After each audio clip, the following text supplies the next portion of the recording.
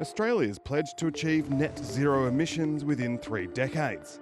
That will require a massive transformation of the national energy grid. If we're going to meet our emissions reductions targets, as we have to do, to meet our international obligations, as we have to do to seize the economic opportunities that come with action on climate change, we have to get to an 82% renewable economy by 2030.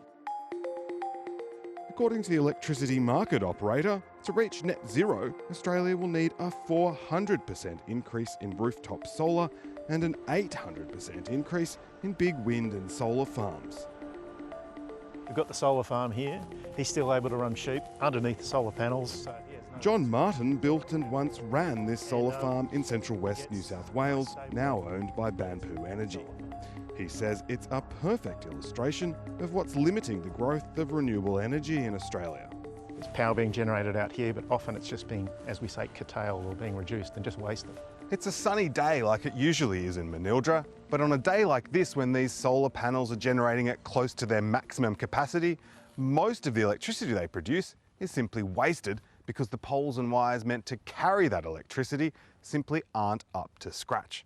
And that leaves the owners of the solar farm losing most of their revenue and customers simply not getting the electricity. If you can't get your power to market like any product, you don't earn revenue and the project's going to suffer. This problem, known as congestion, is something plaguing some renewable energy generators around Australia. Where you have more than one or multiple renewable energy generators all trying to connect to the same part of the electricity network, you can face a physical constraint in how much electricity can be sent down that line. Simon Corbell used to be the Deputy Chief Minister in the ACT and now represents people investing in renewable energy. 2 of our members of our group have actually left the Australian market as a consequence of this risk around congestion and curtailment. John Martin planned to invest roughly equally in Australia and the US, but that's not how it panned out. We built 59 solar farms in my investment business and only 2 of them were in Australia. And as I always say, we spent more time managing the issues around those 2 projects than we did across all 57 in the US. It's just too risky. If you generate renewable energy and it's going to get wasted, why invest here? Why deploy capital here? The problem is that the grid wasn't designed to have power generated at so many different locations. Big coal generators located near each other used to be pretty much the only facilities that needed transmission wires with a lot of capacity. Now renewable electricity is being generated over a much wider area, using parts of the grid that weren't designed to carry so much electricity. We're using the distribution network that used to go out into the regions to send the electricity back the other way, and that electricity infrastructure needs to be massively upgraded.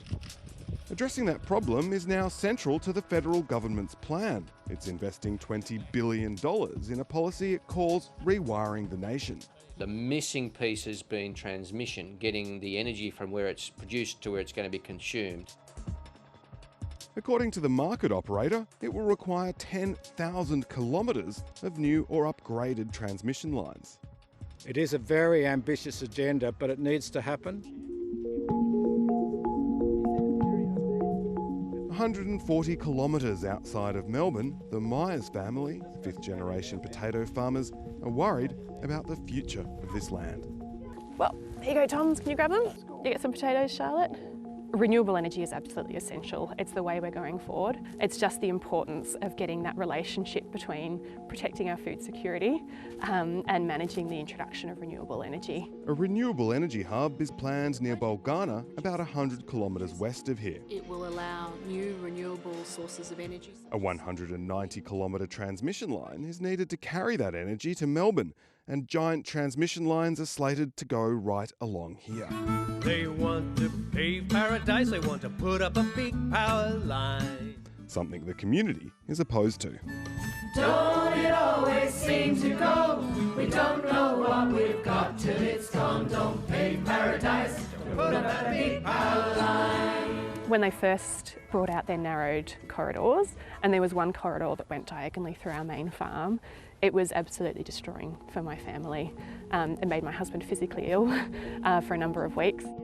The project will require 190 kilometres of high voltage transmission wires, which go up to 80 metres in the air and impose a 40 to 100 metre easement on the landowners underneath.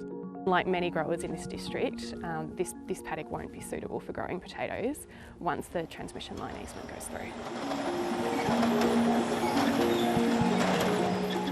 Catherine Myers and most of the community want the wires buried underground, but that comes at a much higher cost.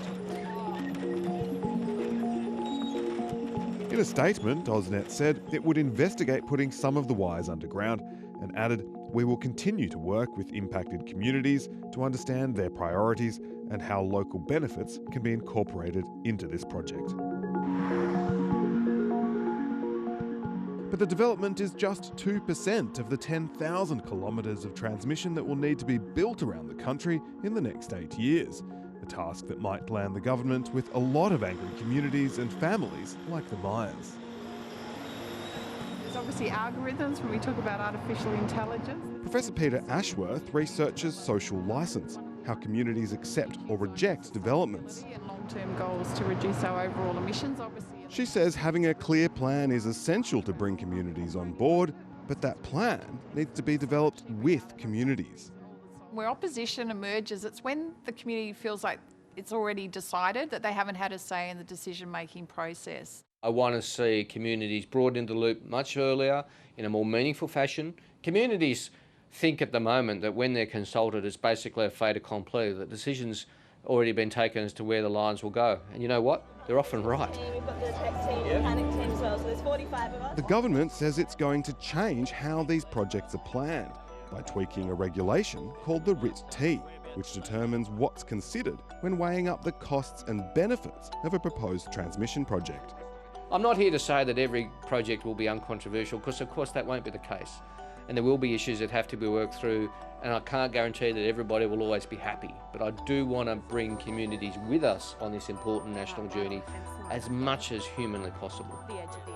The way we've built renewables is the tail wagging the dog, whereas I think we need to plan the grid first and then strategically put those renewable energy resources around the transmission network. I'm very optimistic about it. I really think we'll meet the three magic goals. We'll have much lower cost electricity than we're seeing at the moment. It'll be far more reliable, and we'll be supporting decarbonisation.